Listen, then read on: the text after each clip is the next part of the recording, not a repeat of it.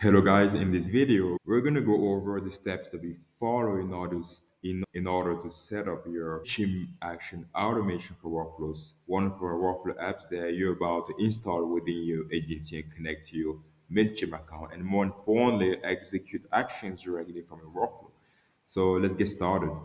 At your agency view, you go at the app market. We search for the app, MailChimp. There you go. Click on it. We go at install. We select the account or sub account we want the tool to be installed. Let's go for sub account one.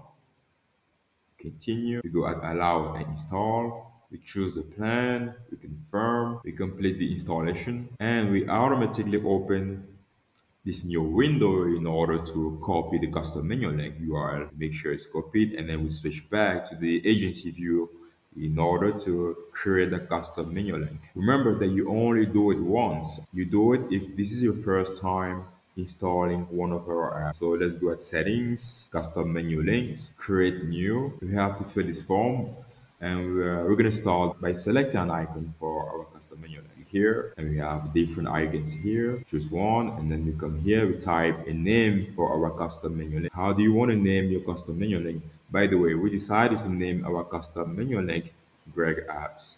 So if you guys decided to name your custom menu link, let's say my tools, make sure you have my tools when the time comes. Here you paste the custom menu link URL that you copied. You scroll down, you select an account where you want all your tools to be. And here you can choose whether is a user or a particular user. You want to give access to all the information.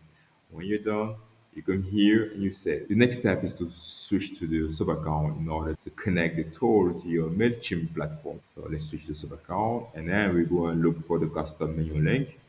Remember, I told you we named our custom menu name Greg App. So let's go on Greg App and we search for the tool, MailChimp. It doesn't pop up. It means it's already connected. So let's go at connected apps. And there you go. We have MailChimp.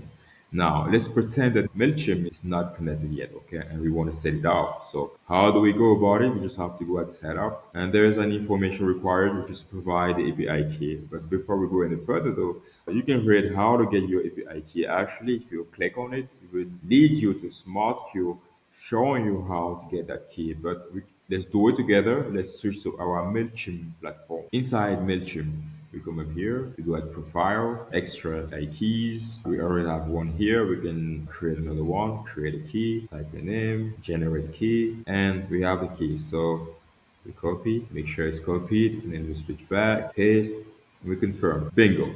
Now the tool is already connected to the platform, and we're able to execute actions directly from the workflow for the MailChimp platform. So guys, if you ever have any question, feel free to reach out. We have a very dedicated team who's also available 24/7 to answer to all your questions. If you like this video at some point, don't forget to give some thumbs up. If you're new here, don't forget to subscribe to our channel. And thank you for watching.